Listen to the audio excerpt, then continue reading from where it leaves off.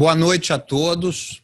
Eu gostaria particularmente de agradecer a presença dos doutores João Berthier, procurador-chefe do Ministério Público do Trabalho, a doutora Juliane Mombelli e a doutora Isabelle pela disponibilidade que se propuseram a nos atender nesse pedido para a gente estar aqui discutindo assuntos que são comuns, né? A gente sabe que a nossa instituição e a instituição dos senhores têm caminhos próprios, óbvio, mas nada impede que essa interseção ocorra e, principalmente, ela ocorre com a finalidade, né, precípua da gente poder estar oferecendo à sociedade o melhor do que a gente vislumbra como medidas pertinentes, né? E essa interlocução e essa interface entre Conselho Regional de Medicina e o Ministério Público do Trabalho tem se mostrado uma união bastante feliz, no sentido de nossas demandas poderem ter acolhida, a gente poder mostrar aos colegas profissionais que a gente tem essa preocupação da mesma forma que o Ministério Público do Trabalho também. Então, a gente fica muito satisfeito, reputa como de extrema importância esse caminho, né? É um caminho que a gente imagina perene, que siga com a gente aí na nossa trajetória. E, repetindo, a finalidade sempre é de proporcionar à sociedade os melhores resultados, né? Todos nós somos imbuídos de espírito público e, no espírito público, a gente sabe que a gente abre mão de defesas pessoais e de temas individuais para pensar nos temas coletivos, né? E por conta disso, a gente, então, agradece mais uma vez a oportunidade de podermos conversar aqui sobre temas da atualidade, que, infelizmente, né, tem nos dado trabalho, tem dado trabalho ao Conselho e também, evidentemente, tem dado trabalho ao Ministério Público, né? Para não ser redundante, eu pulei o trabalho no final aí. Então, a gente agradece imensamente. A gente coloca o Conselho também sempre à disposição, muitas demandas vindas dos senhores, a gente aqui acata e procura dar esse retorno de forma bem precisa, visando exatamente permitir que os senhores tenham também a melhor forma de desenvolver e desempenhar a função. Então, a gente começa essa atividade de forma bastante prazerosa. Eu queria passar a palavra para o doutor João e, evidentemente, que depois para as doutoras Juliana e Isabela. Bom, quero dar boa noite a todos, agradecer ao CREMERG pela iniciativa. Eu acho que instituições do Estado brasileiro têm sim que manter diálogo, é fundamental a interlocução, né? O que se torna mais importante, mais agudo ainda em meio a uma crise.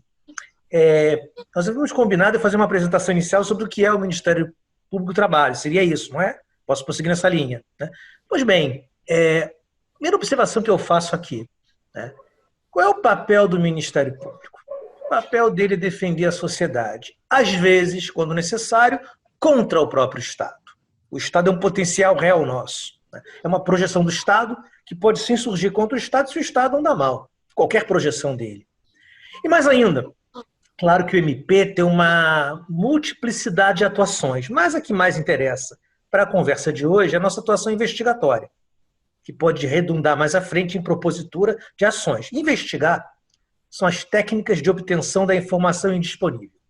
Você investiga que não vão te entregar de bandeja. Então, nosso papel, basicamente, um dos principais é esse: investigar fatos que, se confirmados forem, são lesivos para interesses maiores da sociedade. E o MP do Trabalho vai cuidar disso na área das relações de trabalho, por óbvio. Observação que eu sempre faço, né? É muito comum para quem não é da área confundir o Ministério Público do Trabalho com o antigo Ministério do Trabalho, nem existe mais, né? O Ministério do Trabalho era um órgão do Poder Executivo, foi extinto, e as funções dele espalhadas. Registro sindical, por exemplo, está no Ministério da Justiça. E a fiscalização do trabalho, o Ministério da Economia. Então não dá para confundir, para começar a conversa, procurador do trabalho, nós, com o auditor fiscal. O auditor fiscal tem um papel decisório administrativo. Ele aplica multas se há uma irregularidade trabalhista, interdita uma máquina, um estabelecimento. É aquele clássico poder de polícia que vocês do CREMERG também exercem na área de vocês. A nossa atividade é outra, né? O Ministério Público investiga para ver se há uma ilegalidade que ofende a sociedade e ou a gente, ao final, assina um termo de compromisso, quando a parte investigada aceita reparar o dano, mudar sua conduta, ou então levamos ao judiciário. Uma coisa é certa, uma das coisas muito importantes para se compreender sobre o Ministério Público é: o Ministério Público não decide sobre interesses que ele tutela. Nosso papel não é decisório, é promocional. A gente investiga processo, quem decide é o juiz, né? Se uma investigação nossa implica demonstração de ilícito e o investigado não concorda que está errado, levamos ao judiciário. Se ele concordar, ele ajusta a conduta dele.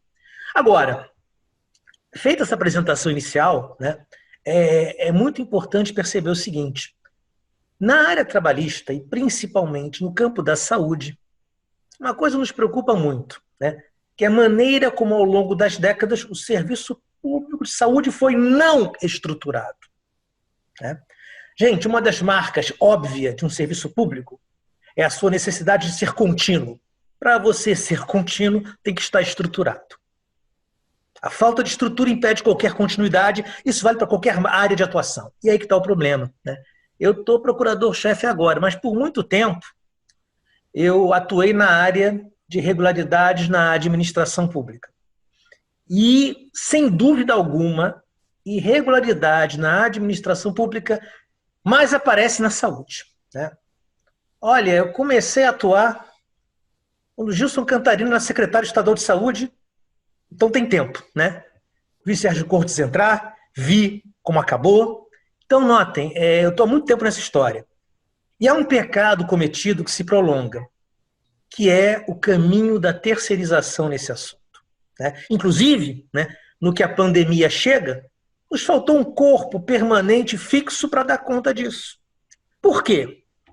Ao longo dos anos, Estado, município têm usado uma técnica equivocadérrima de compor seu quadro de pessoal, que é uma terceirização de mão de obra. No fundo, nem terceirização é.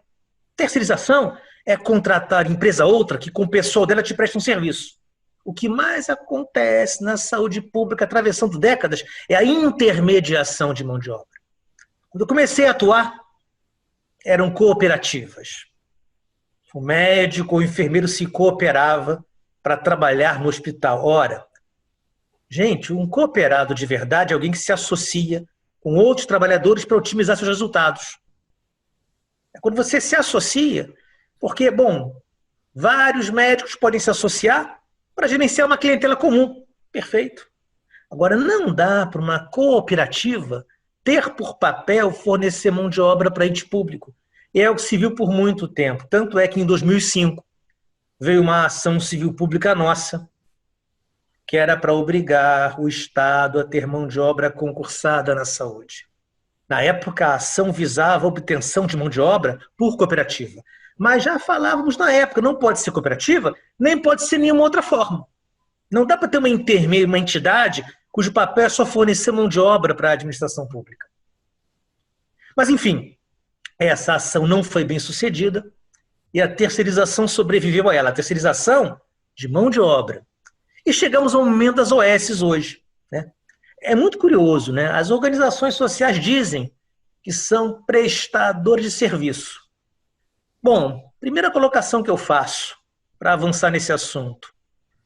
Se um prestador de serviço sai de cena, é para o serviço parar, não é? O que a gente mais vê na prática? Uma organização social sai, o serviço continua, e dali a uma quinzena, uma organização social, outra entra. Ora, como o serviço existiu sem o prestador de serviço? Como isso se passou? É porque não são entidades que prestam serviços ao ver do Ministério Público. Elas fornecem mão de obra para a administração pública. E aí está o problema, porque quando a administração pública quer mão de obra, tem 3 maneiras. O concurso público, que é a regra geral, 37.2 da Constituição. A contratação temporária, que é o 37.9 com lei autorizando. E os cargos de comissão, que é uma situação excepcionalíssima. Pior é o seguinte, pessoal, e esse é o grande problema. Há um discurso que tenta justificar as organizações sociais, um discurso que eu não compro. Por quê? O discurso é: a sociedade tem que ajudar o Estado nessas funções de maior interesse, né? O tal do terceiro setor.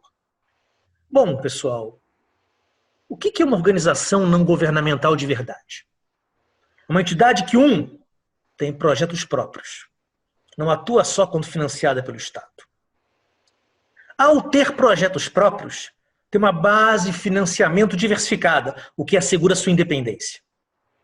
E essa entidade é uma aliada do Estado, mas é um aliado que cobra. Nós aqui, MP e CREMERGE, somos aliados. Pede igualdade, portanto, um vai cobrar do outro.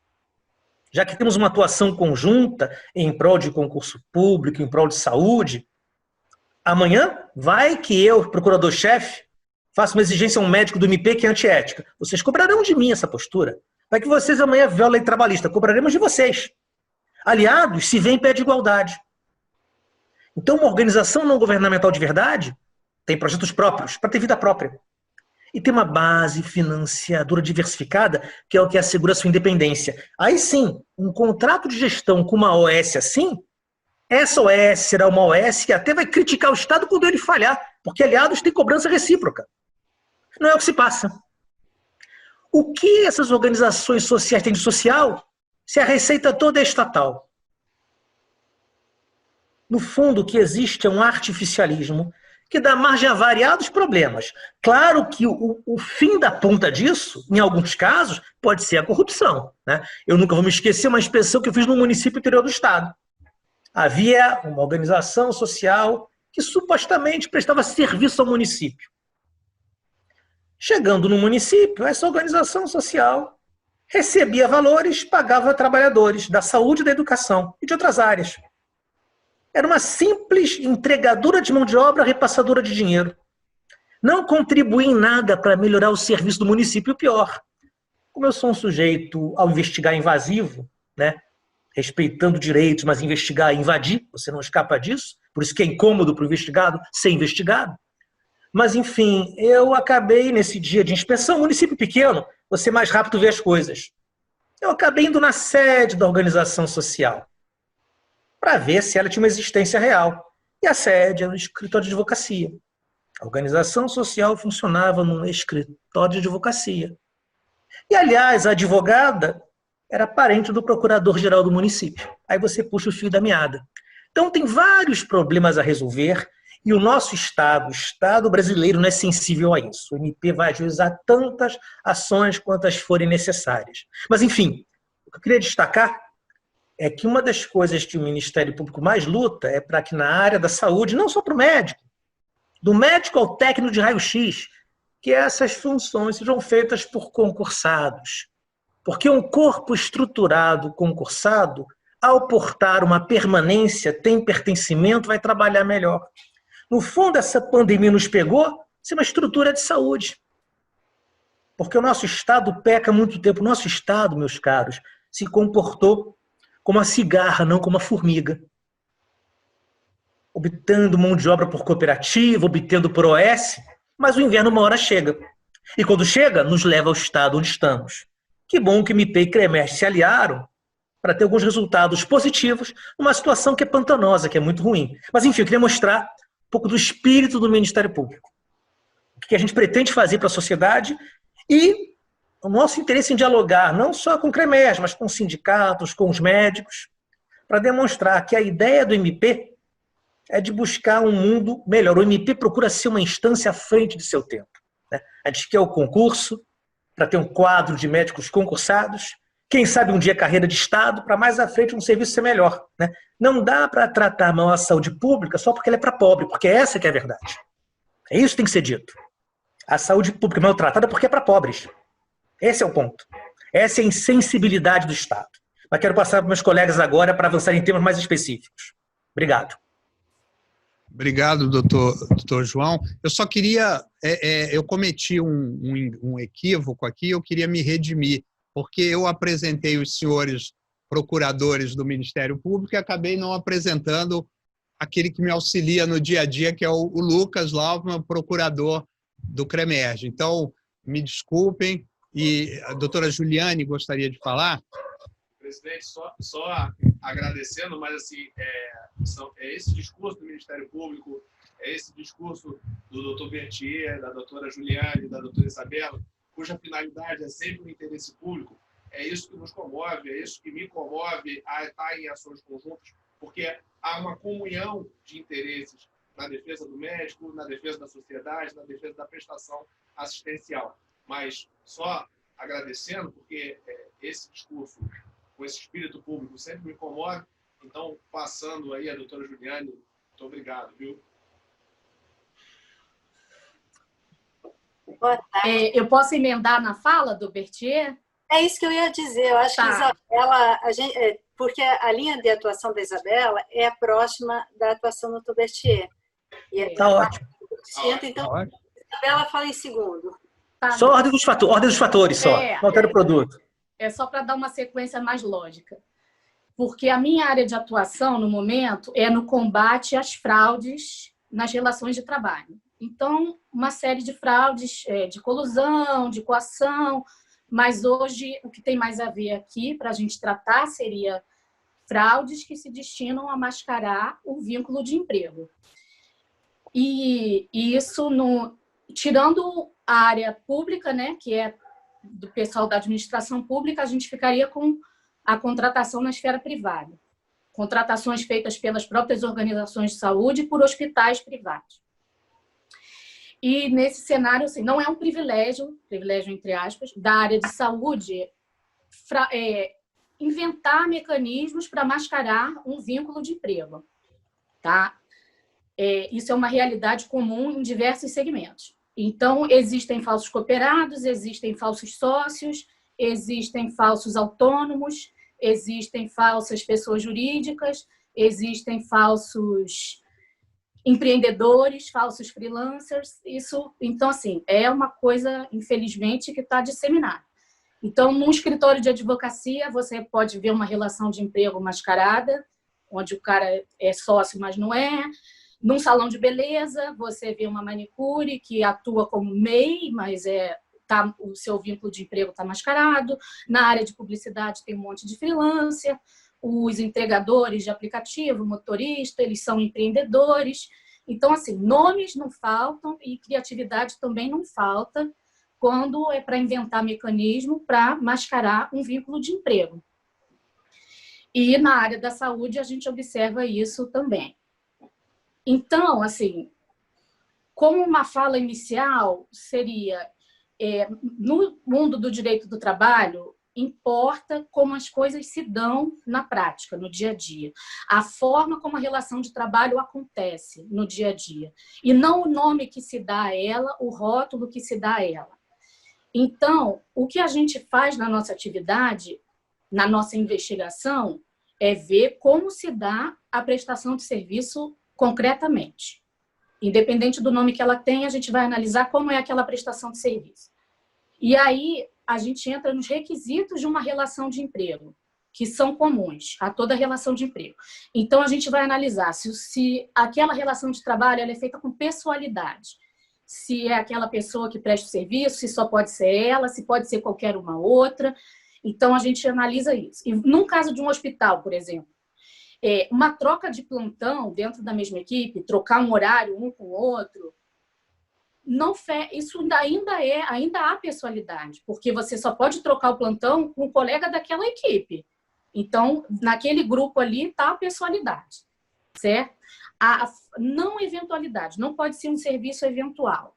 E a necessidade do tomador daquele serviço também não pode ser eventual. Então, falando de um hospital, a gente tem que o serviço dos médicos é uma necessidade constante num hospital, dos profissionais de saúde como um todo, né? Não é uma necessidade eventual. das unidades de saúde. Então, a prestação de serviços do pessoal da área de saúde também não é uma prestação de serviço eventual. Ela é constante, ela se dá o tempo todo, ela é necessária para o funcionamento da unidade de saúde. Outra questão seria a onerosidade. Aquela prestação de serviço se dá em troca de uma retribuição. Então, é mais um elemento da relação de emprego, empregado CLT. Outro argumento seria essa prestação de serviço se dá de forma subordinada. E aí, a gente falando aqui de médico, de enfermeiro, a gente pensa assim, mas eles têm um nível intelectual muito avançado, são profissionais extremamente técnicos, não há subordinação. Sim, pode não haver aquela subordinação de ordens ali o tempo todo, porque na prestação de serviço técnica, eles têm a autonomia técnica deles, mas eles estão inseridos na organização daquela unidade de saúde.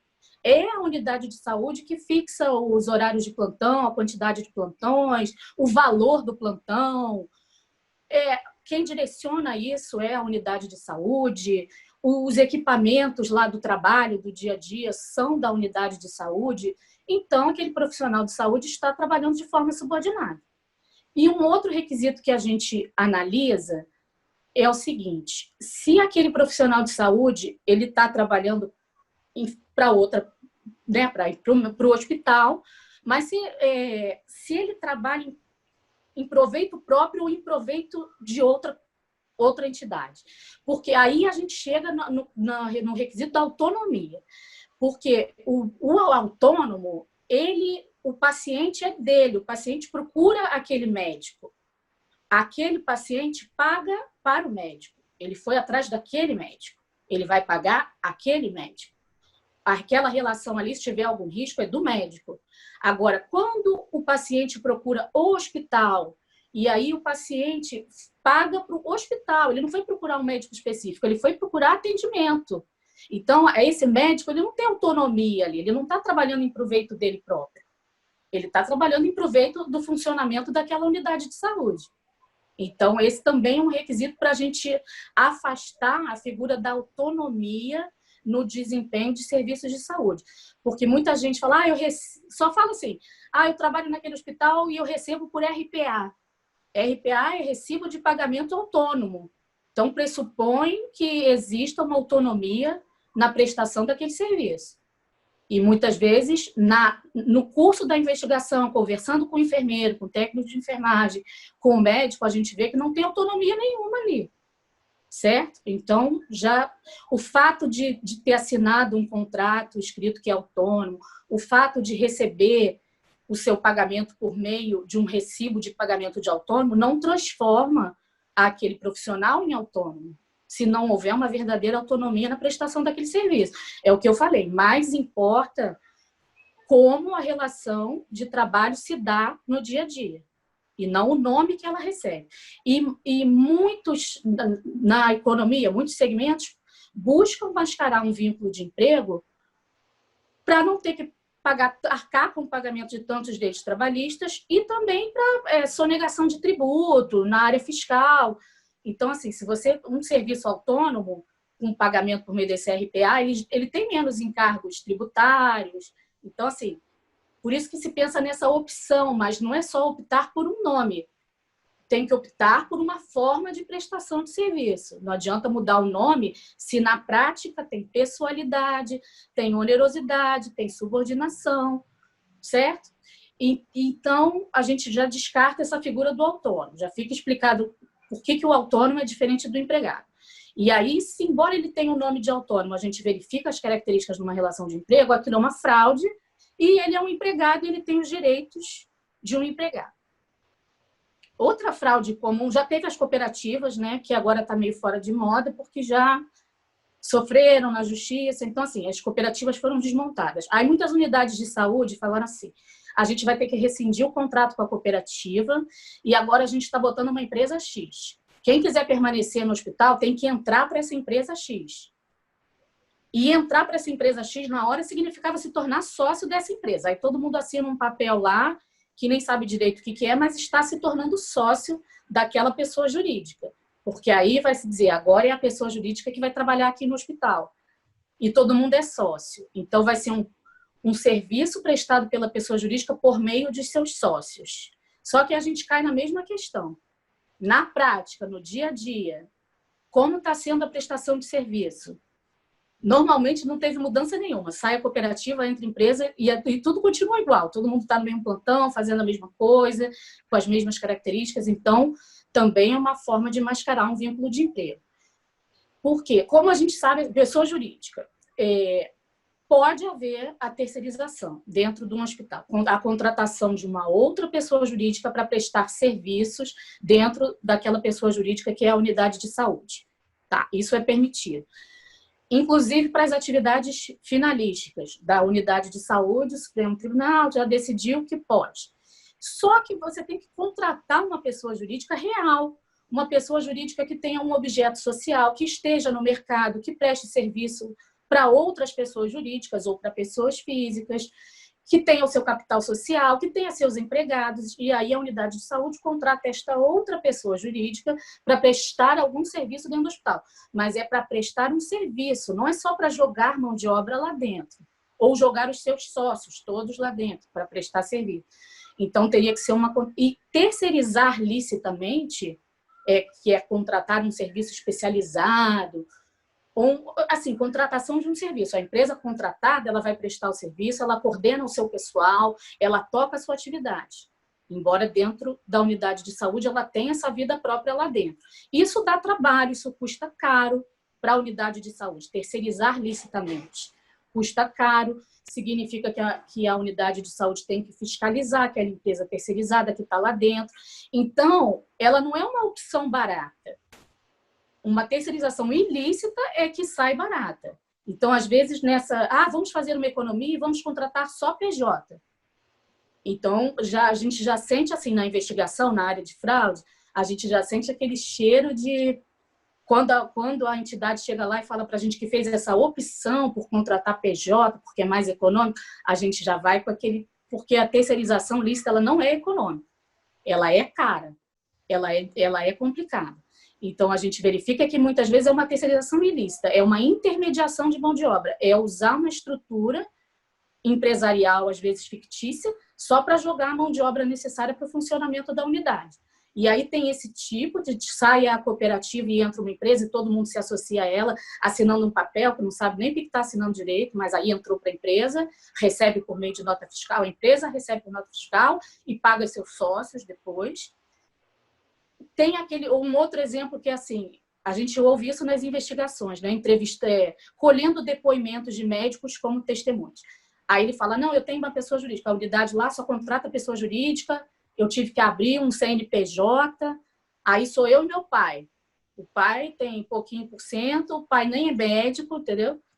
Mas aí ele tem um CNPJ para ele poder trabalhar naquela unidade e receber por meio de nota fiscal. Só que, na prática, a prestação de serviço dele é com todos aqueles requisitos que eu falei antes. Então, assim, é só uma fachada, é uma fraude, a gente tira aquilo, o que tem por baixo daquilo é um empregado. E aí, como é que a gente resolve isso? A gente investiga isso no nosso dia a dia, como eu falei, no segmento da saúde, da publicidade, escritórios de advocacia, salões de beleza, aplicativos de transporte de passageiro, entrega de mercadoria. É sempre essa mesma discussão. Verificar se por baixo daquela roupagem toda tem um vínculo de emprego ali. Então, a gente vai analisar os requisitos do dia a dia daquela prestação de serviço. Aí a gente colhe depoimento para reforçar, para ver que aquilo acontece mesmo dentro da unidade. E aí a gente chama a unidade de saúde para ver se regulariza ou se a gente precisa ajuizar a ação. E aí, quando a gente consegue ajuizar a ação, ganhar, regulariza a situação daquele hospital. Agora, o trabalhador lesado, ele também pode ir à Justiça do Trabalho individualmente, mostrar que a sua prestação de serviço tinha um nome qualquer, mas que ele era empregado. E aí ele demonstra no caso dele, leva testemunhas dele. É até assim, olhando de fora é mais fácil, né? Você demonstra só o seu. A gente tem que demonstrar da unidade toda. E, às vezes, dentro da mesma unidade, tem alguma terceirização lícita. Tem alguns hospitais que terceirizam, por exemplo, o laboratório. Aí ele pega um laboratório que existe aí na rua, né, normal, e bota lá para funcionar dentro do hospital. E aí ele leva a estrutura inteira. O laboratório tem seus empregados próprios, é um laboratório que todo mundo conhece. Lá dentro, os exames da emergência se faz nesse laboratório. Então, assim, a gente precisa ver se aquilo é lícito. Então, a gente tem que analisar o setor do raio-x, o setor do laboratório, a fisioterapia, a enfermagem. Então, assim, a nossa construção é mais ampla. Nas reclamações trabalhistas em ações individuais, às vezes é mais célebre demonstrar a existência de um vínculo de emprego com uma fraude, né? Tirar a fraude e ficar o vínculo. Então, essas as situações, assim, para que se tenha uma ideia geral do que a gente investiga de fraude nas unidades de saúde. Agora, nesse período de pandemia, a nossa preocupação em geral no Ministério Público do Trabalho, a gente deu uma parada com tudo que a gente estava fazendo de investigação para a gente focar nas causas, nas investigações envolvendo o Covid. E aí a gente parou até de atuar de forma especializada, administração pública, fraude, meio ambiente, todo mundo passou a atuar em todas as matérias para enfrentar o Covid de forma mais concentrada e mais eficiente. Então, nesse momento, a nossa maior preocupação no que tange às unidades de saúde é que tenham profissionais de saúde em quantidade suficiente para atendimento da população, em todos os tipos de leito, né, para cobrir todos os plantões, que esses profissionais de saúde recebam o pagamento a que fazem jus e que trabalhem em condições adequadas de segurança, fornecimento de EPI. Então, no que tange às unidades de saúde, a nossa preocupação maior foi nesses aspectos. Essa questão das fraudes, das irregularidades na contratação, as nossas investigações ficaram em suspenso para a gente focar nessa situação, de preencher a mão de obra, de ter médico, de ter enfermeiro, para atender a pandemia. E num outro momento a gente vai discutir a licitude das relações que foram travadas nesses momentos. Então, quanto aos pagamentos, a gente observa que também sempre houve um problema crônico de pagamento de profissionais de saúde prestando serviços para unidades de saúde públicas. Por quê? O pagamento do Estado para aquela pessoa jurídica que contrata a mão de obra, a pessoa jurídica precisa prestar contas, o Estado precisa analisar aquilo tudo para depois fazer o repasse para a entidade, para depois a entidade fazer o repasse para o trabalhador. Então, nessa cadeia, às vezes, esse mecanismo atrasa. Às vezes, o Estado está sem dinheiro mesmo, então não faz o repasse na data correta, estoura na mão do trabalhador lá na frente que não recebe o salário. E um terceiro motivo que tem sido comum são casos de verificação de irregularidades na OS e até mesmo improbidade, e aí o Estado deixa de repassar aquele dinheiro porque fala, não, agora eu não posso repassar porque ficou perigoso. Então, vamos tentar fazer o pagamento direto do ente público para o trabalhador, sem passar pela OS.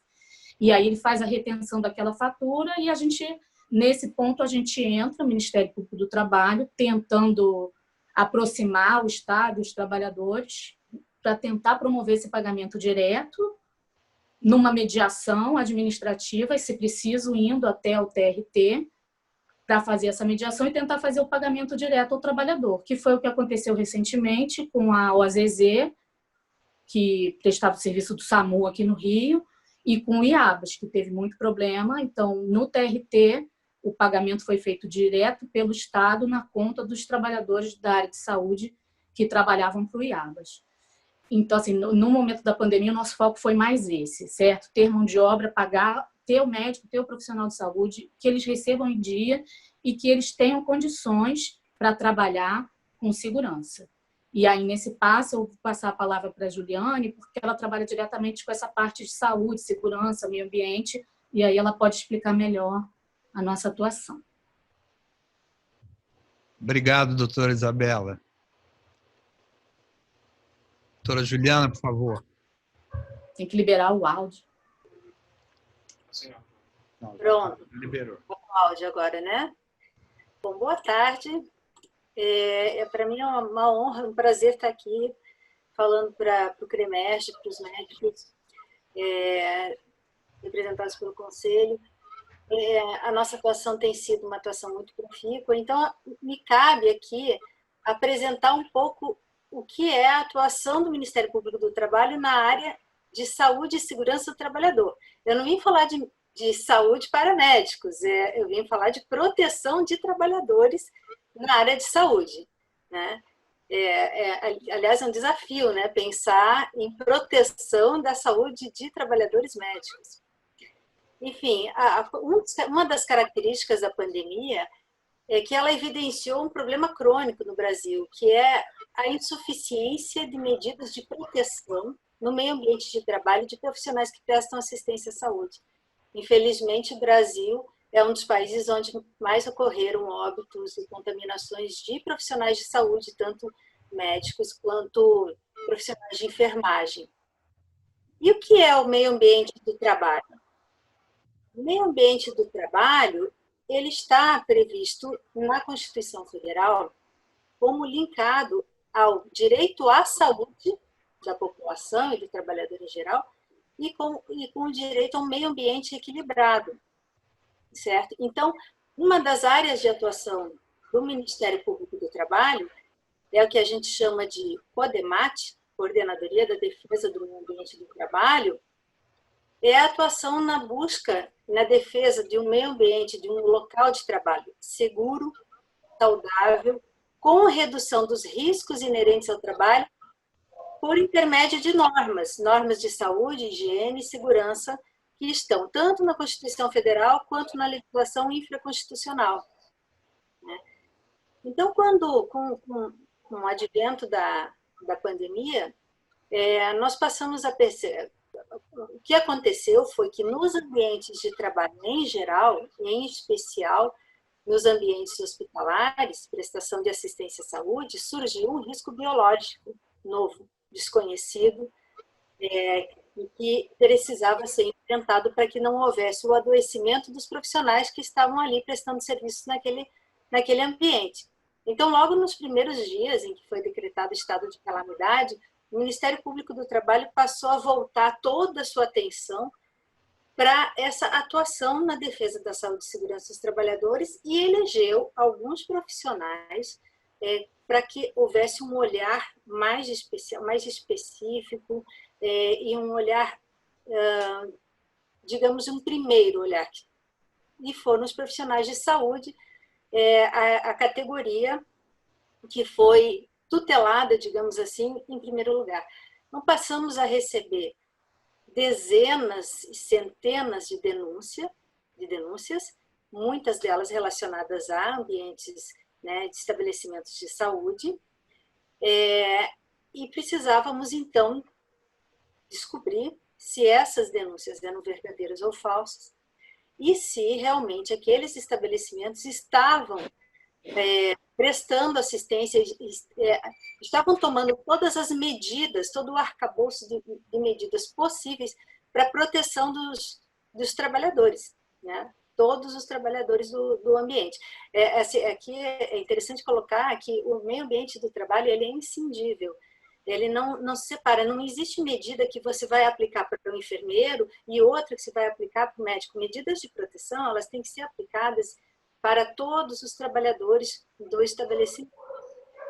Essas medidas, elas estão, como eu disse, na Constituição, na CLT, nas convenções internacionais da OIT, estão também nas normas regulamentadoras do antigo Ministério do Trabalho. Nós temos uma norma regulamentadora número 32, que ela é específica para regular as condições de saúde e segurança em ambientes de saúde. E, além disso, ainda as normas produzidas pelas autoridades sanitárias, né, para enfrentamento desse novo risco biológico que surgiu e as pessoas foram adotando, conhecendo, estudando e preconizando medidas. Então, o Ministério Público do Trabalho, recebendo as denúncias, precisava fiscalizar, investigar aquelas situações de trabalho. Uma das formas de atuação nossa, muito frequente, quando se trata de ambiente de trabalho, é ir ao local fazer o que a gente chama de inspeções. Nós temos um corpo técnico composto por médicos, com especialidade em medicina do trabalho, engenheiros, com especialidade em segurança do trabalho, mas todas as nossas atividades foram presenciais foram suspensas. Nós todos passamos a atuar em teletrabalho. Então, precisamos, nesse primeiro momento, para enfrentar essas denúncias e para dar continuidade à atuação do MPT, fazer acordos, convênios, procurar entidades de classe que pudessem nos subsidiar com informações, profissionais que estivessem naqueles ambientes e que pudessem relatar o que estava acontecendo, a realidade ali da situação.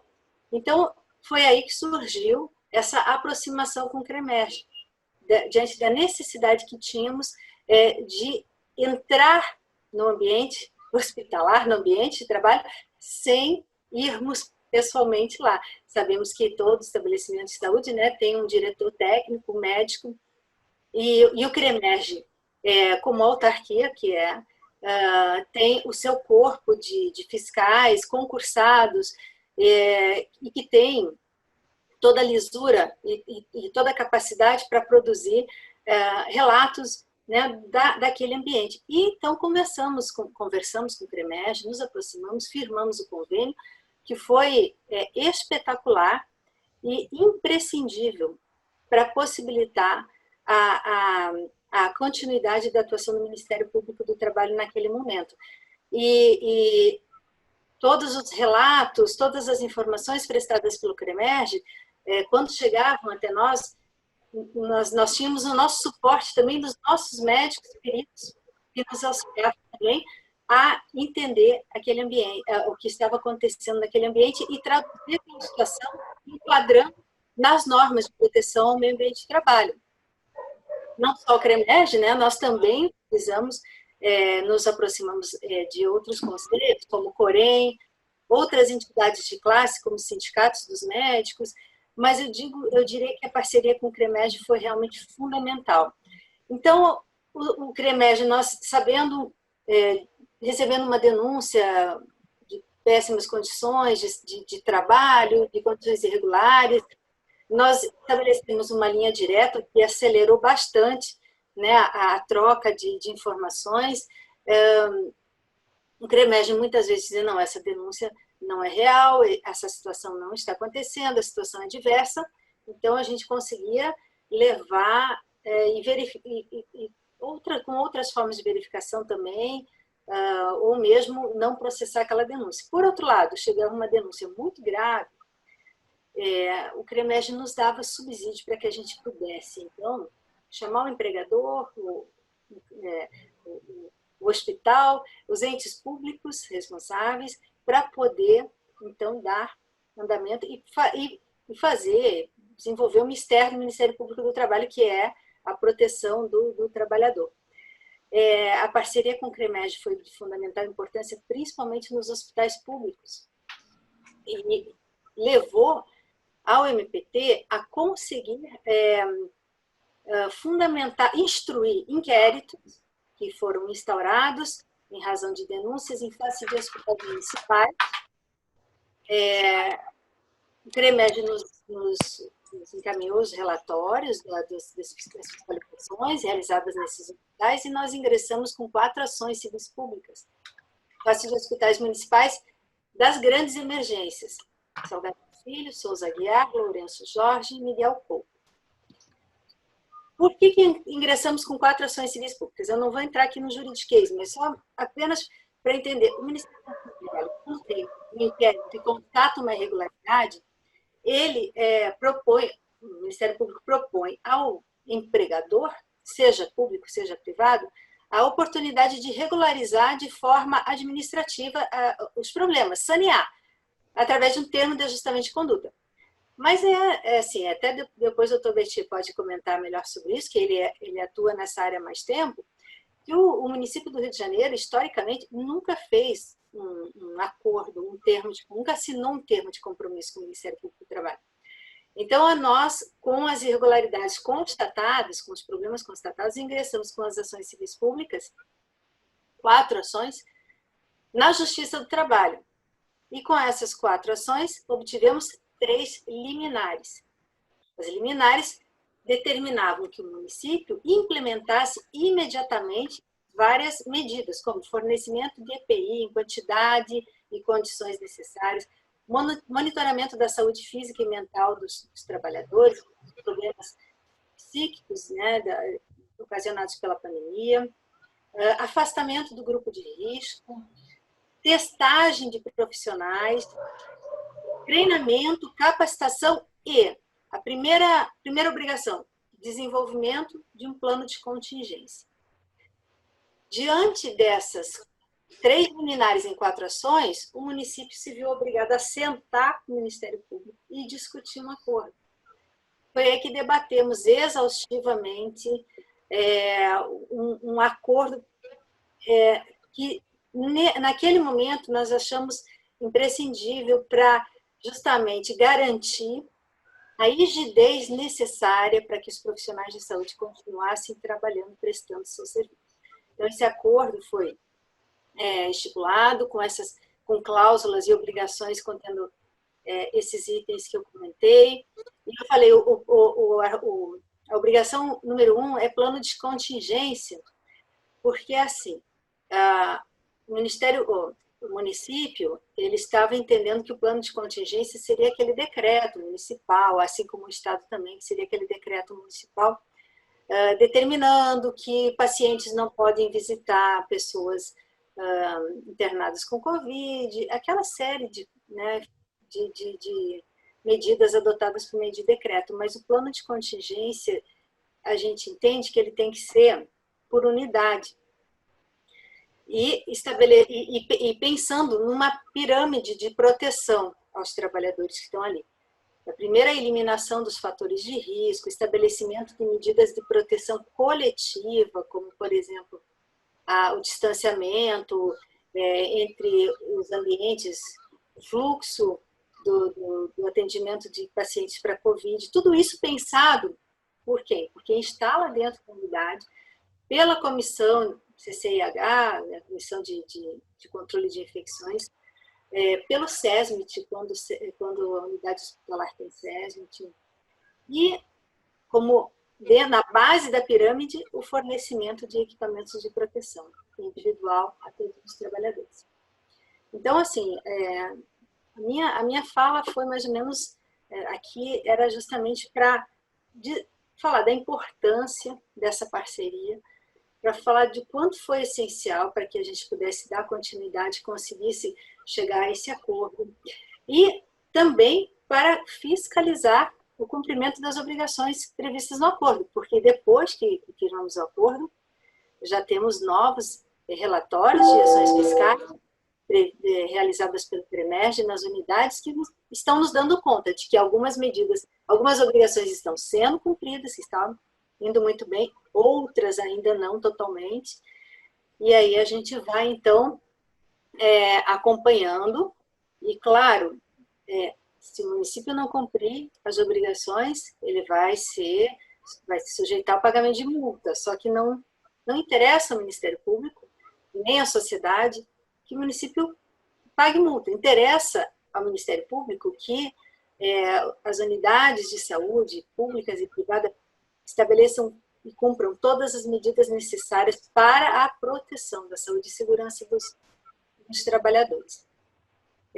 Eu acho que a gente já falou bastante, né? Talvez haja algumas perguntas aí, vamos deixar um espacinho para a gente fazer também a curiosidade, né, do pessoal que está participando. Obrigado, doutora Juliane. Eu vou passar a palavra para o doutor Lucas. Dessa vez não vou esquecê-lo. Doutora Juliane, é exatamente isso. A senhora falou da importância do meio ambiente do trabalho. Nós vivemos uma situação inesperada, catastrófica, onde os médicos, de forma extremamente corajosa e cumprindo o seu mistério, foram para o enfrentamento de uma doença que ninguém sabia ao certo os efeitos e as consequências. Então, aqui, como procurador, advogado estatal, hoje cedido na função de procurador-chefe do CREMERGE, também me sinto extremamente privilegiado de estar aqui dentro. E o CREMERGE, nessa pandemia, ele não fechou nenhum dia. Ele ficou, desde o Estado, o decreto do Estado, ele fechou todos os dias com atendimento, o presidente todo dia aqui, os diretores todos os dias aqui, logicamente com muito cuidado, com muita cautela. Isso que a senhora falou, doutora Juliana, foi o principal. Em 20 de março, o CREMERGE fez uma resolução de número 304, onde, diante das circunstâncias que havia naquele momento, o CREMERGE criou a lista de proteções básicas que um profissional de saúde precisava para estar ali, o médico precisava para estar ali naquele enfrentamento. Então, a partir dali, a gente deflagra. A Constituição fala que todo poder emana do povo.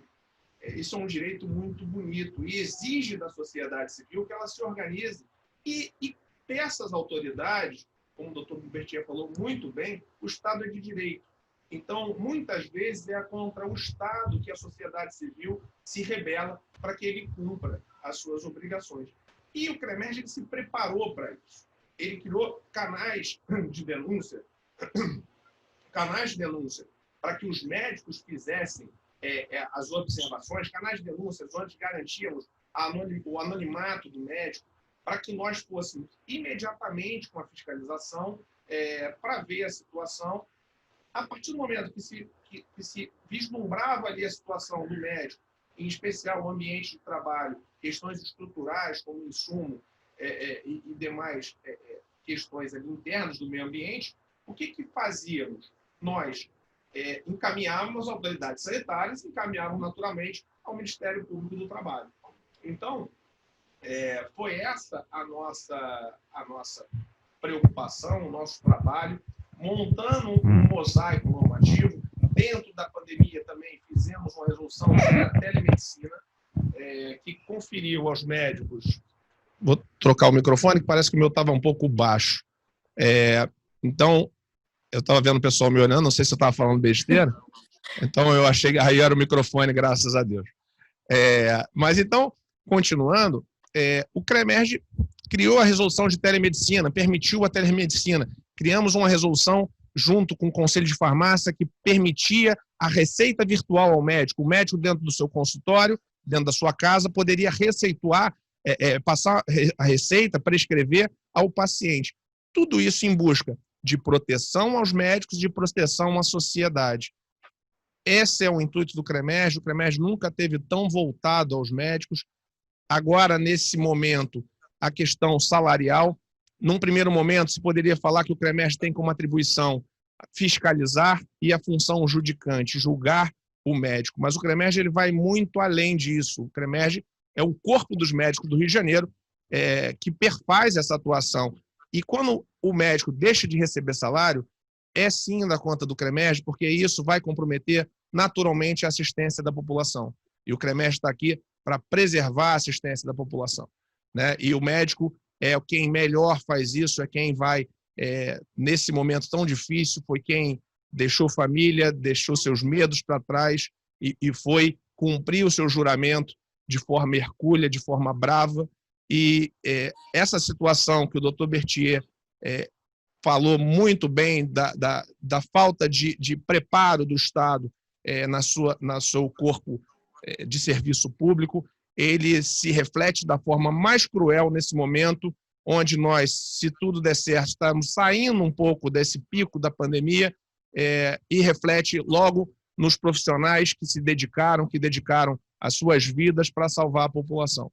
Então, por essa razão que nós aqui do Jurídico do CREMERGE, a diretoria do CREMERGE, o Ministério Público do Trabalho, o Ministério Público Estadual, a Defensoria Pública do Estado do Rio de Janeiro, a Defensoria Pública da União, estamos atuando, cobrando sim do Estado, cobrando sim dos entes privados que cumpram com sua obrigação e tragam uma saúde de excelência tanto aos ricos quanto aos pobres, mas a todos de uma forma geral.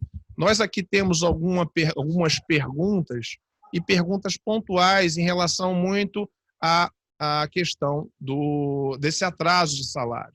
Então, a primeira pergunta que me ocorre é sobre a rescisão indireta.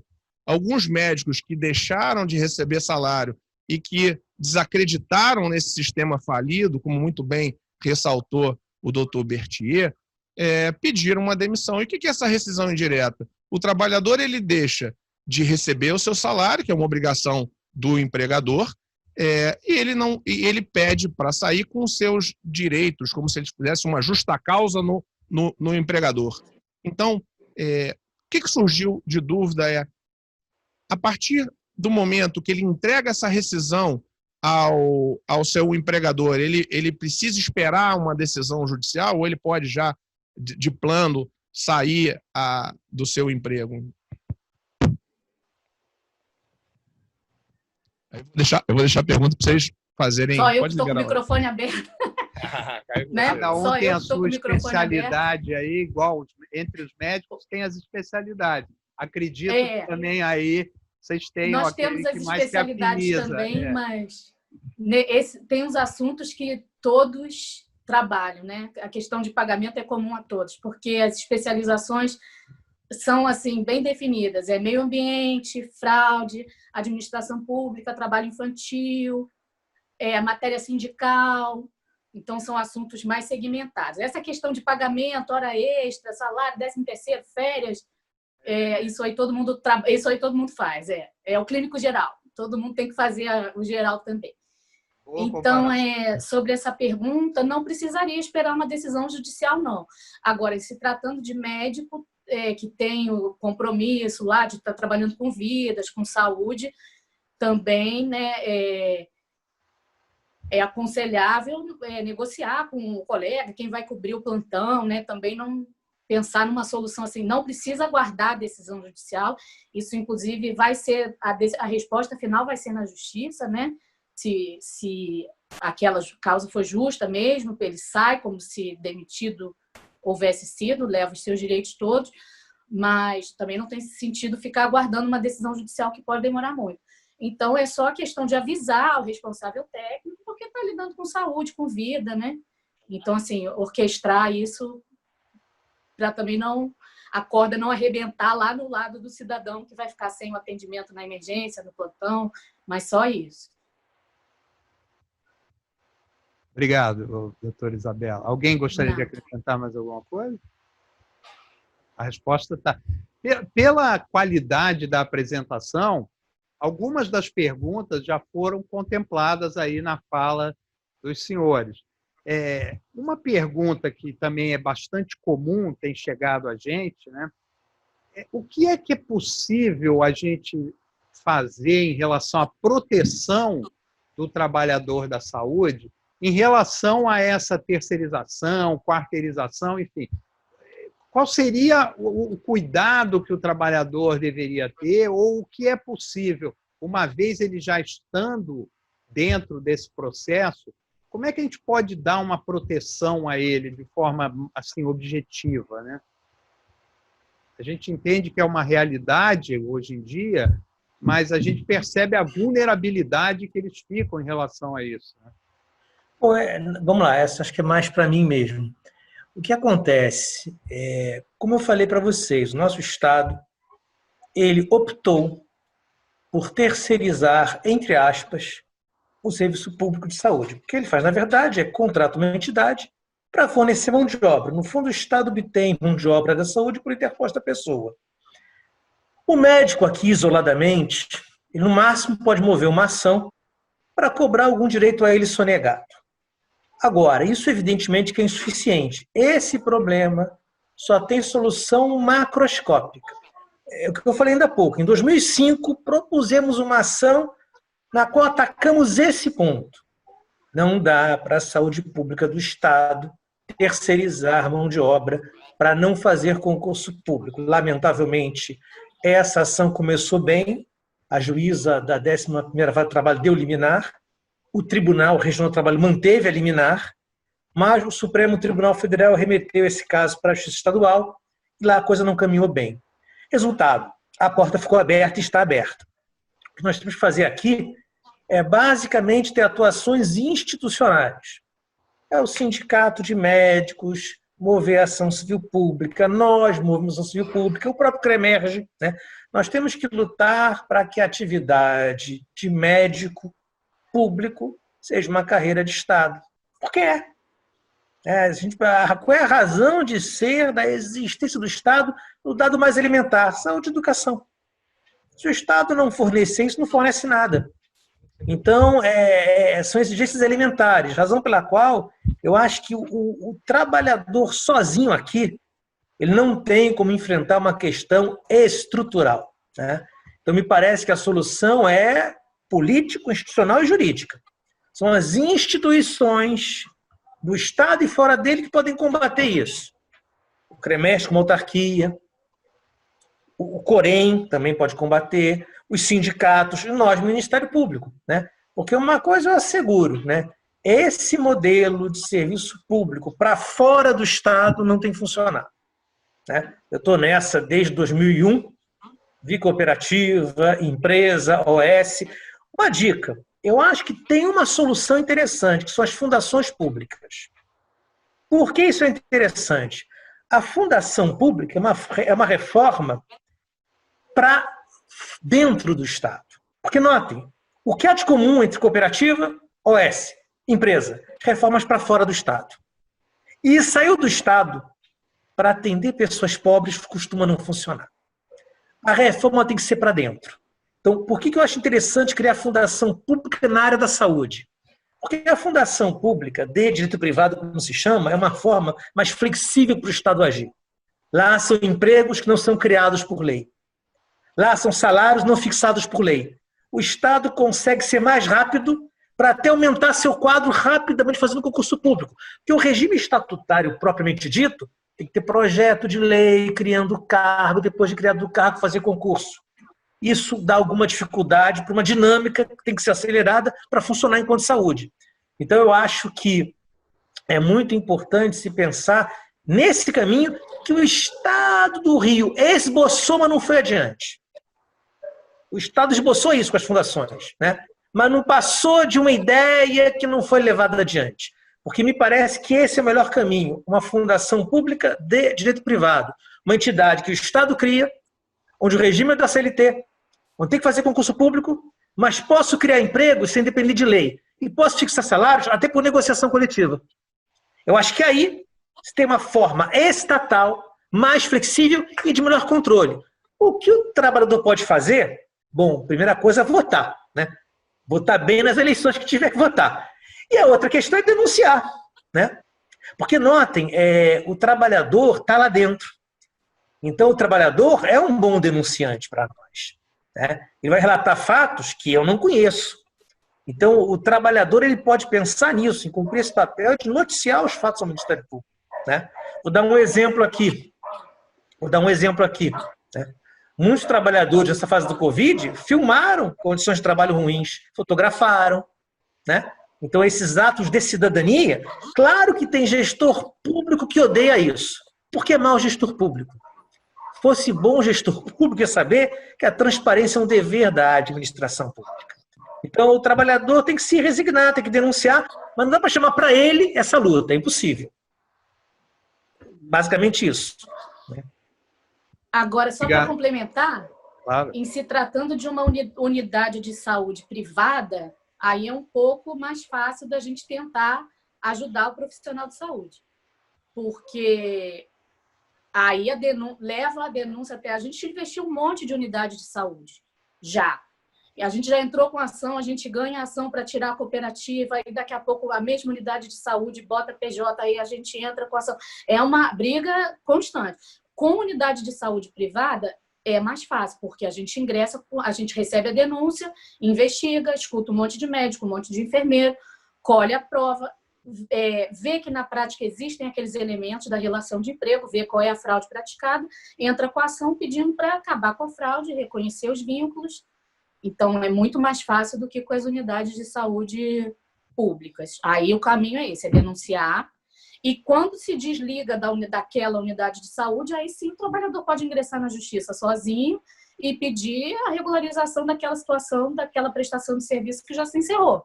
Quando ele vai para uma outra unidade, então aí ele consegue algum êxito sozinho e consegue êxito denunciando e a gente investigando e entrando com ação coletiva para regularizar a unidade de saúde como um todo, dali para frente. E, eventualmente, indenizar o que foi devido de algum período. Isso a gente já faz normalmente. Outro ponto que eu queria destacar, me esqueci, desculpe, outro ponto importante, sobre o trabalhador atual. Uma coisa que acontece muito, vou avisar aqui os médicos, acontece muito. Uma organização social vai sair de uma unidade hospitalar e outra entrará. Esse cenário traz 3 caminhos possíveis, um deles é imoral, um deles não dá para aceitar. Caminho 1, a OS que está saindo pré-avisa trabalhadores e indeniza todo mundo. Fim do contrato-trabalho. E a nova OS que entra vai herdar, se bobear, essa mesma mão de obra, mas com o tempo de serviço zerado. Isso é possível. Aqui não tem problema, né? A OSA sai, pré-avisa, indeniza. A OSB entra, pode até pegar mesmo os empregados, novo contrato de trabalho. Segundo caminho possível. A OS nova que entra herda a mão de obra da outra, a outra nada paga, porque o contrato não acabou, é uma sucessão de empregadores. Agora, essa OS que entra, quando mandar embora, vai ter que indenizar pelo tempo de serviço todo, até o anterior da OS antiga. Essas 2 soluções, juridicamente, são defensáveis, porque moralmente são aceitáveis. Agora, o que é uma imoralidade, o que é uma grande sem-vergonhice, é a OS que sai, não pagar nada, a que entra fingir que o passado não existiu. Porque quem se lasca é o trabalhador. Esse é o problema. Aí que está o ponto. O que volta e meia acontece, né? Dessas práticas que se repetem ao longo dos anos.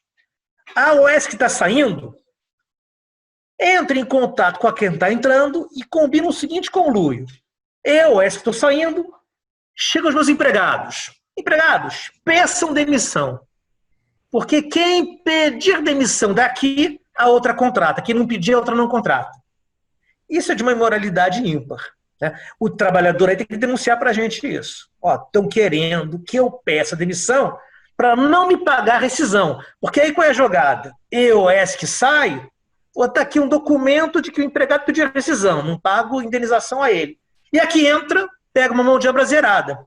Aqui a fraude é fácil de descobrir até, porque não dá para 500 pessoas pedirem demissões todas na mesma época. Isso é uma fraude. Então, é outro ponto muito importante. E é importante que os trabalhadores conversem entre eles. E é muito importante ter posturas unificadas, tipo, SOS pediu que o pessoal peça demissão. Ninguém pede. É tal história. Médicos, enfermeiros, trabalhadores, vocês têm que ter uma percepção coletivizada. Se cair no cada um por si, todo mundo se lasca. Então, se o OS fizer isso, todo mundo vai pedir demissão, porque se não pedir, a nova OS não contrata. Pois bem, ninguém pede demissão. Ninguém pede demissão. Se você tiver uma postura corporificada, fica mais fácil defender. Sozinho não dá. Só isso.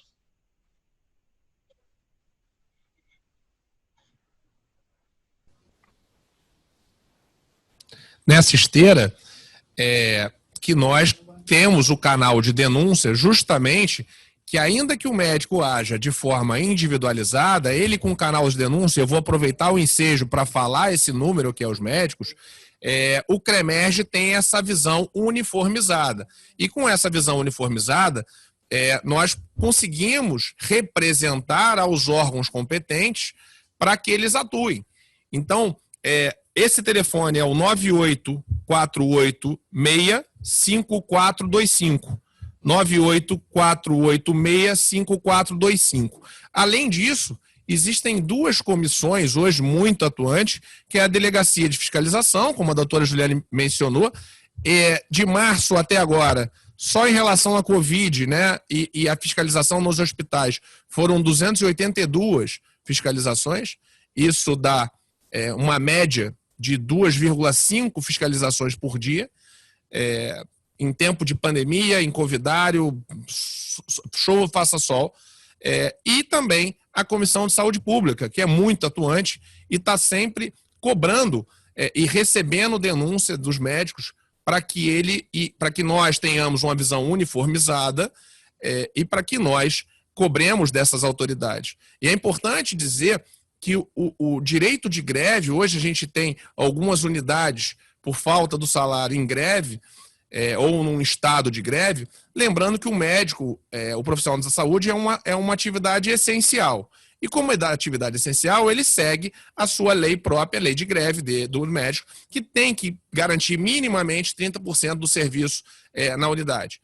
Quando o médico comunica ao CREMERG que ele vai garantir 30% da unidade, né, o conselho grevista ali, e informa, nós passamos a cobrar do responsável técnico que esse fluxo daquela unidade seja adequado para atender com staff reduzido. Quer dizer, um hospital que recebia 100 pacientes, se ele tem o seu staff reduzido, ele não pode continuar recebendo 100 profissionais. O responsável técnico, o gestor, eles têm que adequar e criar um plano de contingência para a situação que eles estão envolvidos. Porque o direito de greve é um direito assegurado na Constituição. Por mais que o CREMERG não se imiscua nesse direito trabalhista, ele sim é responsável pela assistência e pela qualidade do atendimento médico. Então, essa visão de um conjunto ela é muito importante, exatamente nessa integração institucional, para que cada um faça a sua parte, mas que a gente cobre com certeza uma saúde melhor. Existe uma preocupação, aqui chegando algumas perguntas, mas eu acredito, tá? Se eu me lembro das atribuições do Ministério Público, mas a doutora Juliane vai poder falar isso com mais propriedade, que são os médicos em estado com mais de 60 anos ou que tem alguma comorbidade. Como é que fica a situação do trabalhador nesse momento de pandemia em relação a esse tipo de situação? É o que a gente chama de grupo de risco, né? Exato. A posição institucional do Ministério Público do Trabalho é pelo afastamento dos trabalhadores em grupo de risco para teletrabalho. Até foi comentado antes, né, que o CREMERG regulamentou a telemedicina, por exemplo, é uma opção, certo? E quando não possível o afastamento para o teletrabalho, para outras funções com controle, no caso, funções de gestão, funções administrativas, para que não haja a prestação de assistência à saúde direta a portadores, né, de Covid, de coronavírus. Então, essa é a posição institucional do Ministério Público do Trabalho. No início, esse foi um assunto muito debatido, as instituições de saúde não queriam aceitar, houve um debate jurídico intenso, inclusive em ações civis públicas, propostas até pelos sindicatos, enfim. Na ação que nós propusemos em face do município do Rio de Janeiro, uma das obrigações constantes do acordo que firmamos com o município é pelo afastamento dos profissionais de grupo de risco para ou teletrabalho ou então para atividades de gestão, enfim, que não tenha prestação de assistência à saúde direta. Agora, não existe porquê desse embate. O profissional de saúde, ele é um trabalhador, o médico, ele é um trabalhador. O fato dele ser responsável pela assistência, pela prestação de assistência à saúde, que, digamos assim, é um dos direitos mais importantes que um cidadão tem, ele não deixa de ter todo um arcabouço jurídico que o protege, né? Então, eu estava vendo até no Código de Ética Médica, está lá, para exercer a medicina, o médico necessita ter boas condições de trabalho. E depois, como direito do médico, é direito do médico se recusar a exercer sua profissão em instituição pública ou privada, onde as condições de trabalho não sejam dignas ou possam prejudicar a própria saúde ou do paciente. É o que a gente chama de direito de recusa. E esse direito de recusa, ele está embasado não só no Código de Ética Médica, ele também está em convenções internacionais, como a Convenção 155 da OIT, que fala que nenhum trabalhador pode ser obrigado a trabalhar quando houver risco grave ou ameaça à própria saúde, né? Enfim, há todo um arcabouço protetivo dos trabalhadores. É claro que esse direito de recusa que a gente fala, ele tem que ser exercido com razoabilidade. como a Isabela comentou um pouco tempo atrás, a pessoa tem que comunicar, ela não pode simplesmente largar o posto de trabalho, ainda mais porque pode eventualmente gerar aí uma negativa, né, de atendimento e tudo mais. Então, há que ser exercido com razoabilidade, como isso, comunicando, dando ciência não só ao empregador, como também ao conselho de classe, né? De que aquele ambiente de trabalho não possui as condições dignas de trabalho e o fato de não ter condições dignas está causando um risco à saúde do profissional, à integridade física daquele profissional, né?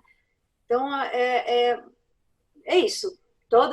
A gente tem atuado nesse sentido, a gente tem batido nessa tecla, é uma posição institucional, não há dúvida, nesse ponto com relação ao grupo de risco.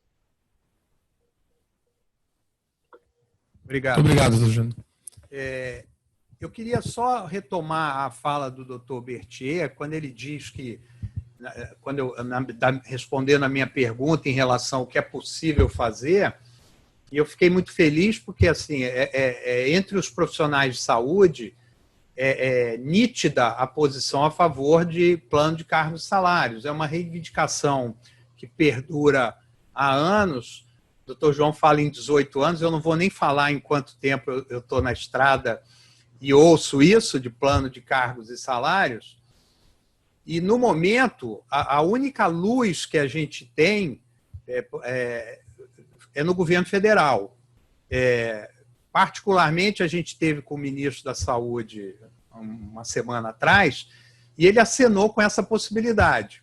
Ele, na verdade, nem assinou, ele exigiu que a Associação Médica Brasileira, Conselho Federal de Medicina e nós que estávamos também presentes na reunião, levássemos já esse plano de cargos e salários, enfim, dentro do que é vislumbrado como exequível, porque ele também, embora interino e embora não sendo médico, também entendia, e aí a gente ficou um pouco esperançoso, que isso seria realmente um caminho, e talvez eles tenham enxergado isso da forma pior, né, que foi por conta dessa devassa que o vírus causou em vários estados brasileiros menos estruturados, e talvez isso possa ser o momento, né, dessa reivindicação antiga passar, mas, sem dúvida, é o que há de melhor em termos de contrato e carreira, né?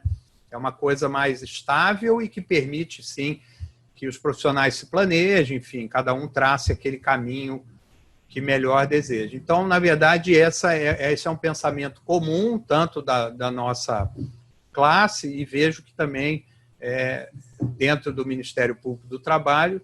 Então, seria mais um ponto em comum. Temos vários, esse seria um ponto importante. Então, eu queria deixar esse dado aqui. Vamos aguardar, porque promessas a gente... o doutor João, nos seus 18, 19 anos, eu, dos meus 37, a gente já ouviu várias, né? E aí a gente... Mas não perdemos a esperança, né? A gente sempre enxerga que pode haver essa possibilidade. Se o tempo permitisse, eu não sei se vocês... Eu queria fazer uma pergunta que chegou aqui também, que é uma coisa, assim, acho que bem prática e é técnica, e aí eu vou deixar também para que vocês decidam quem melhor pode respondê-la. Se o contrato de PJ de um serviço especializado, essa menção houve, né? Por exemplo, anestesiologia, que é muito comum, grupos de anestesistas que prestam esse serviço especializado, se o serviço é prestado pelo sócio, se ele é considerado irregular aos olhos do Ministério Público do Trabalho.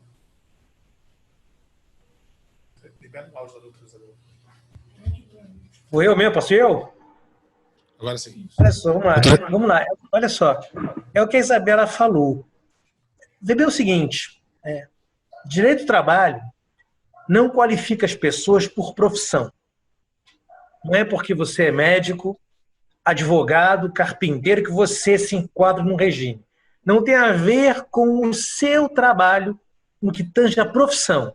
Tem a ver com como você trabalha. Então, assim, o fato de ser médico, advogado, engenheiro, carpinteiro, não indica nem obrigatoriamente autonomia, nem obrigatoriamente o vínculo de emprego. Você cai numa noção que é de primazia da realidade. Então, assim, se um sujeito é tratado como autônomo, né, o contrato que ele assinou é de prestação autônoma, o recibo que ele passou de trabalho autônomo, ele está inscrito na Previdência como contribuinte individual, o crachá que ele usa de autônomo, você travestiu o sujeito de autônomo. Do crachá que ele usa, a tributação que paga, contrato que assina, recibo que passa. Mas se você constatar que ele está inserido em estrutura produtiva alheia, ou seja, é uma pessoa física, que de forma contínua, não eventual, portanto, onerosa e subordinada, trabalha para outra, e você vai configurar o vínculo. Tive até uma pergunta aqui do Douglas, né? Um sócio minoritário de uma OS tem direitos trabalhistas? É a pergunta dele. Se um sócio minoritário de OS tem direitos trabalhistas. Aí que está o ponto. Douglas, se você chega no hospital, na UPA ou na clínica da família, você registra a hora que você chegou, você registra a hora que você saiu, você se inseriu numa estrutura que produz serviço público, você não pode se enquadrar como sócio. Gente, o serviço público tem uma marca de ser contínuo, de ser estruturado, logo ele exige subordinação. Não dá para ter um serviço público de autônomos, porque o autônomo não fica à disposição do tempo que ele tem que ficar para ser contínuo. Então, o grande ponto é, dá para um anestesista ser autônomo, se de fato ele vai quando contratado, porque quer, se quer, a hora que quer. Agora, se ao não ir, alguém vê nisso uma falta dele, autônomo já não é. Né? É muito curioso, né? Você vê muito médico tratado como autônomo, mas advertido pela direção do hospital. Ora, das duas, uma. Ou eu advirto ele e reconheço que está subordinado a mim, ou não advirto. Então, cuidado, porque é a velha história. Eu sei que nesse mundo a gente assina muito papel, mas muito papel. Mas para o direito do trabalho pesa a primazia da realidade. Então, se alguém está pejotizado, mas tem chefe, hora para chegar, hora para sair, essa inserção na estrutura produtiva alheia, eu não trabalho para mim, trabalho para o outro, eu já não sou um autônomo, né? Então, a questão toda é dessa tomada de consciência, né? Uma coisa é você ter uma estrutura sua para produzir, outra é você se inserir em estrutura produtiva alheia. Em empresa privada é assim. Em empresa privada é assim. Agora, na administração pública, com muito mais razão. Porque a administração pública não pode contar com autônomos para funcionar, em função de uma exigência de continuidade que ela tem. Só dá para estruturar serviço público com subordinação, em alguma medida. É por aí.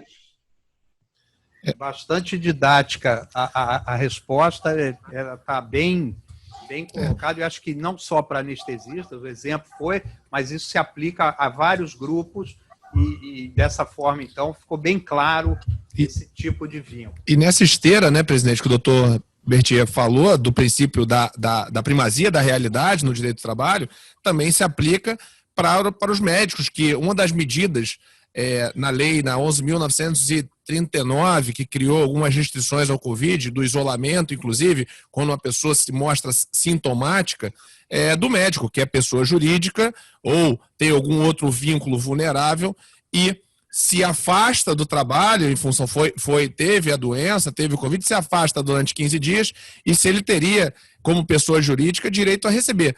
Na verdade, ele não é pessoa jurídica, ele é um trabalhador porque está ali recebendo ordens, é subordinado, tem habitualidade, ele tem plantões certos, tem escala de plantão. Então, são esses elementos que configuram, tem a subordinação, então são esses elementos que configuram, né, o vínculo trabalhista.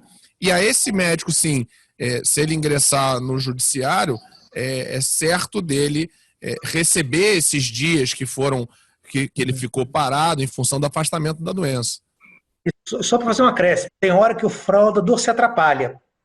quando contrata um médico como PJ e faz seguro de vida para o médico. Ora, bolas. Seguro de vida para pessoa jurídica? Aí a coisa fica bandeirosa, não tem como, né? Tanto sei que é um ser humano à minha disposição que eu fiz contrato de seguro de vida para ele. Aí não é insustentável. Então é tal história. Se ampliar o horizonte, a gente descobre a charada. Mas é por essas e outras, para não ter esse afastamento por licença médica, para não ter 13º, para não ter férias, é que se fraudam as relações de emprego. Com essas roupagens de cooperado, de PJ, de autônomo, de empreendedor, parceiro, freelancer, MEI, um monte de nome para esconder o que, na verdade, é uma relação de emprego cheia de direitos. Então, na tentativa de sonegar direitos, inventam-se essas roupagens. Então, o hospital, a unidade de saúde, ela não pode escolher. Eu escolhi contratar só PJ, eu escolhi contratar por CLT. Não, o que importa é como se dá a prestação de serviço no dia a dia dentro daquela unidade de saúde. Não é uma escolha da unidade de saúde se vai ser autônomo, se vai ser PJ. É o que é. E aí, desvendando como é na realidade, a gente vai ver que, na maioria dos casos, são empregados. Entendeu?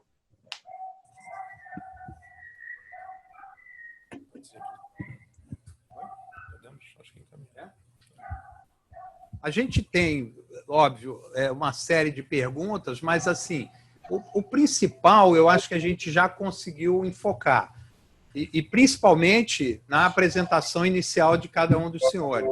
Foram todas bastante instrutivas e eu diria que didáticas, porque para médico vocês precisam ser um pouco mais...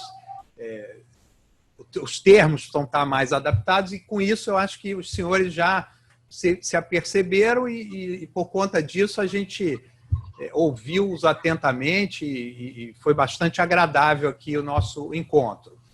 Eu espero que a gente possa manter, e óbvio que a vontade do CREMERGE é essa, de continuarmos o nosso caminho. Espero também que a gente possa, em momentos talvez com menos pressão, a gente poder, de novo, nos encontrarmos para discutir esses assuntos tão pertinentes aí do nosso dia a dia. Eu reforço mais uma vez o meu agradecimento pessoal e em nome da instituição ao doutor Berthier, à doutora Juliane e à doutora Isabela, o dispêndio do seu tempo aqui com a gente, né? Trouxe grande proveito a todos e nos colocamos, como sempre, à disposição naquilo que julgarem necessários. Foi um grande prazer poder passar aqui parte desse início da noite aqui com vocês. Foi muito enriquecedor a todos. Nós aqui agradecemos o convite, agradecemos a deferência. Eu queria só fazer um último comentário, claro, de algumas perguntas. Essa atuação do Ministério Público do Trabalho, ela não é de hoje, né? Não só na proteção dos direitos trabalhistas relacionados à contratação, forma de contratação de médicos, como também na defesa do meio ambiente do trabalho. O doutor Berthier estava falando que entrou com ação em 2005, né, tratando de contratação. Eu também ingressei com algumas ações em face de hospitais públicos em 2005, tratando de normas de proteção à saúde e segurança dos trabalhadores nos estabelecimentos de saúde. E essas ações, elas estão tramitando ainda. Algumas no TST, ganhamos em primeira instância, em segunda, já estão lá aguardando, e outras ainda em fase instrutória, né? Então, assim, eu queria deixar claro isso: o Ministério Público do Trabalho não resolve tudo. Esse problema é crônico, as pessoas às vezes se exasperam, poxa, mas todo ano, toda a OS é o mesmo problema. Nós temos, né, a limitação de atuação, e o que a gente não resolve administrativamente é encaminhado à Justiça do Trabalho, que é o órgão, né, que dá a palavra final, que vai julgar as ações civis públicas propostas. E um outro comentário também, que realmente, essa parceria, como eu tinha dito antes, com o CREMERGE, ela foi fundamental e ela é inédita. Ela até já existia, em ações passadas, antigas, que eu propus, Tratando de Meio Ambiente, eu já utilizei também como elemento de prova relatórios de fiscalização. Mas eu digo inédita porque outros estados, colegas nossos, o Ministério Público do Trabalho é um órgão nacional, outros estados também nos perguntaram como vocês estão atuando no Rio de Janeiro, nós falamos, mostramos o termo, mas não foi à frente em outros estados. Então, realmente foi fundamental essa atuação conjunta, e veja que todas as perguntas e respostas aqui convergem, é sempre para a proteção do trabalhador, seja com relação à contratação, seja com relação à saúde e segurança. Então, é isso para encerrar. E agradeço muitíssimo pelo convite. Estamos à disposição. Também queria agradecer o convite. Foi um prazer conversar com vocês. Queria agradecer pela parceria do CREMERGE, que tem funcionado muito bem, em tempo real, mensagem de celular, denúncia, pede relatório, informação, uma coisa muito ágil, muito proveitosa. Agradecer aos médicos que estão nos assistindo, pelo trabalho que têm feito durante a pandemia, pela dedicação. Muito obrigado. E, assim, que pensem na condição em que desempenham as suas atividades no dia a dia. Como se dá realmente a sua prestação de serviço. Se ficar essa dúvida, eu sou PJ, eu sou autônomo, eu sou freelancer, esquece todos os nomes e pensa como é o meu trabalho no dia a dia dentro dessa unidade de saúde. E ver se tem subordinação, se tem autonomia, se aquela atividade que ele desempenha lá dentro é rotineira, o hospital precisa daquilo, a unidade de saúde precisa daquilo, se trabalha para si ou se trabalha para o hospital, se trabalha de forma onerosa, e entenda como se dá a sua prestação de serviço, independente de nome, e, se precisar, que busque a ajuda do MPT ou que busque seus direitos por outras vias, mas que tomem consciência de como se dá a sua prestação de serviço em cada unidade de saúde. Esqueçam os nomes, esqueçam os rótulos e pensem no que difere. Saiu a cooperativa, entrou a empresa, o que mudou? Se for quem trabalha com carteira assinada CLT, trabalha diferente de mim na unidade de saúde, é a mesma coisa. Então, assim, essa tomada de consciência é importante, tá? Então, obrigado a todos, boa noite, foi um prazer passar para o nosso chefe encerrar a palestra. Bom, queria agradecer, só apareceram 2 perguntas, eu acho que é importante responder. Quando eu trabalho para a OS não me pagam, quem deve? A OS e o ente público. A organização social deve porque é empregadora. O ente público deve porque é o titular do serviço e repassou a atividade, a meu ver, mal, estruturalmente mal. Então, para mim, a responsabilidade é da OS porque é empregadora, do ente público porque realizou a manobra que levou a esse desfecho trágico. Aliás, o que irrita muito nesses casos é quando o Estado diz que já passou para a OS o dinheiro, a OS fala que não recebeu ainda. Esse é um dos jogos mais patéticos que tem, né? Porque, para quem está de fora, afinal de contas, quem está falando a verdade? Né? Eu não sei, mas isso é terrível para o trabalhador, né? Porque fica nebuloso, né? A OS fala, não recebi, o Estado já paguei. Cadê o dinheiro, então? Né? São dados muito pouco republicanos, lamentáveis mesmo, entendeu? Admite que não pagou, então. Esclarece a situação, seja ao menos transparente. Né? E uma questão dos médicos com comorbidade. O MP tem se preocupado, sim, com isso. Né? No acordo com o município, isso entrou em cena. É uma preocupação nossa, sim, que as pessoas não trabalhem, se arriscam para a vida delas. Não tenha dúvida que é uma preocupação nossa. Agora, aqui tem algumas questões. Por exemplo, e se um médico tem comorbidade, quer continuar trabalhando? Né? Tem algumas questões aqui que entram no campo da individualidade, mas estamos atentos, sim. De resto, é só uma primeira conversa. O Ministério Público é muito transparente, é muito claro nas posições dele, né? Nós não somos recalcitrantes, então podem perguntar, trocar ideia, informar, porque vamos de peito aberto para qualquer conversa, a qualquer hora. Muito obrigado. Mais uma vez, então, obrigado a todos. Tenhamos uma boa noite e obrigado pela excelente apresentação aí. Os três são nossos convidados já perenes. Esperamos contar sempre com o auxílio de vocês aí. Muito obrigado e boa noite. Contem sempre. Obrigado. Boa noite. Boa noite Abraço. a todos. Tchau, tchau.